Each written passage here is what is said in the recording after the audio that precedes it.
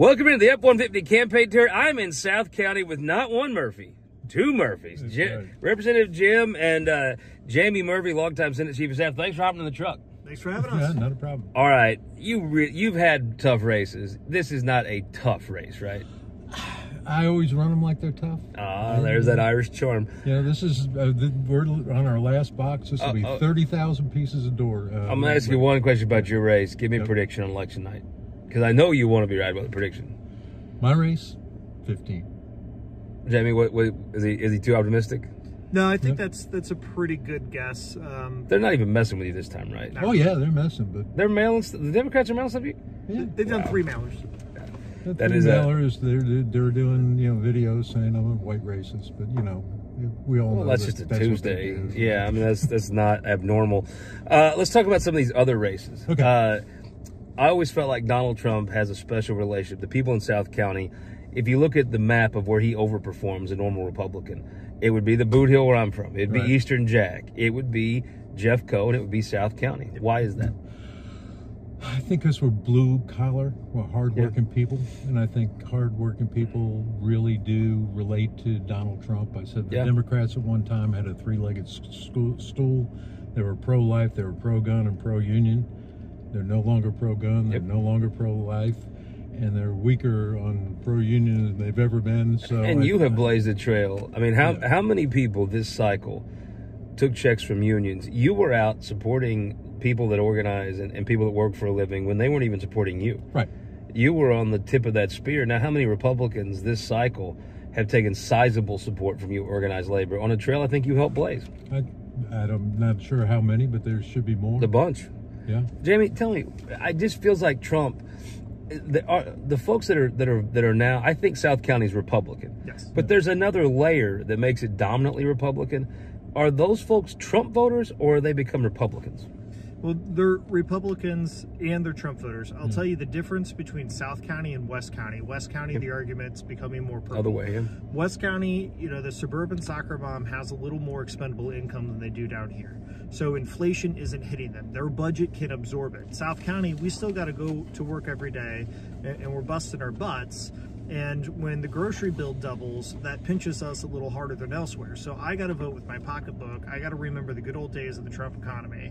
And what's happened the last 4 years has only been rising costs. And I think that's impacting folks down here a little more. It's impacting folks in Jefferson County a little more. So I think there's that economic self-preservation thing that's going on that makes people say, okay, the Republican Party has had my back before. That's where I got to go this time.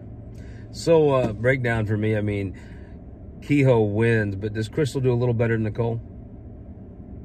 I'm not sure she will, to be honest with you. Even with the abortion thing on the ballot? Even with the abortion. Like I said, I'm not sure the abortion thing is going to drive up the vote that much.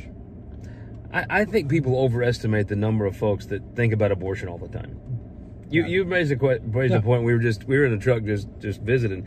I do think that there are people that care about abortion. That's all they care about. But I don't think that's, I don't know who lives in this house, but I doubt that guy is obsessed with it. And the thing is that, as you go around, if you talk to 100 people and you say, how many people do you know that have had an abortion or been refused an abortion? 99 out of 100, probably more than that, are just going to say, well, it really hasn't affected my life, but I think it's wrong the way it was done, so maybe I'll vote against it, but that's not going to change anything else in their life. Inflation does. Crime. So your point would be, just so I'm following you, there's folks that I think there is a consensus among folks that maybe the current law is a little extreme. Right. As is Prop 3. Sure, but nobody's going to read all of that stuff. I mean, that's not real. So I think there's some folks that are going to tend to vote for that. I don't think the margin is going to be huge. I at one time did. I think the margin is shrinking. Credit to the religious community of the state. But I do think they're going to vote. But I don't think that means they're going to go back up the ticket and vote for all Democrats. I just don't see it being that compelling. No, and the question is, when you ask about the other races, I believe that Mike Kehoe is going to win by 11 points, 12 points, 13 points, something like that. When you start off at the top of that ballot with an R, where do you start changing down below? That very rarely happens. They just don't do it anymore, do they, Jamie? They don't? Not even, it's not a Missouri thing. It's a United States thing. Oh, absolutely. That's right. It's about, it seems to me about, the winnable races are about, do you turn out your people to get them? Because if you turn out, you may need to turn out more of yours than them, depending on the partisan breakdown. But it does seem like the ticket switchers are just not there anymore. Chris Koster learned that. Yep. All right, so does Trump win? Oh, yeah. Yeah. I just feel like if he's close on election day, he always ends up getting more votes than the polling projects. It's just he's done this twice now, and both times he overperformed his polls. The polling is all breaking his way right now. And, you know, I talked to a couple that lives up in Michigan. They said when they look around and see all the Trump signs and the people and the Can flags, she do anything about it? and it's like, I can't believe it's close. Well, I just see her when they had her go out and start doing interviews. I just don't think it went well. I think that primary process sharpens you. She didn't have it, and she just doesn't look prepared. No. She just says Donald Trump is bad, which, okay, fine. There's a lot of folks that'll Orange vote on man that. bad. Orange man But bad. I don't see a lot. I mean, it's hard for vice president. I mean, they'd ask the question, well, if you got all these great ideas, why didn't you do them the last 4 years, right? I mean, She never answered that question one time. How could you? I mean, I think that's hard for any vice president to go answer. All right. I want Fish Club predictions out of both of you. David Gregory, you know this district very well. Yep. You know him very well. Does he win? I think he wins.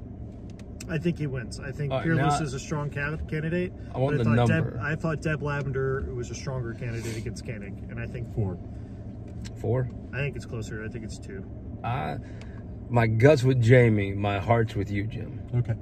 Guys, thank you so much. Jamie, Jim Murphy, appreciate you joining us here on the F-150 campaign tour, brought to you by the Missouri Farm Bureau, and we'll see you out there on the trail. Well, we're coming to your city.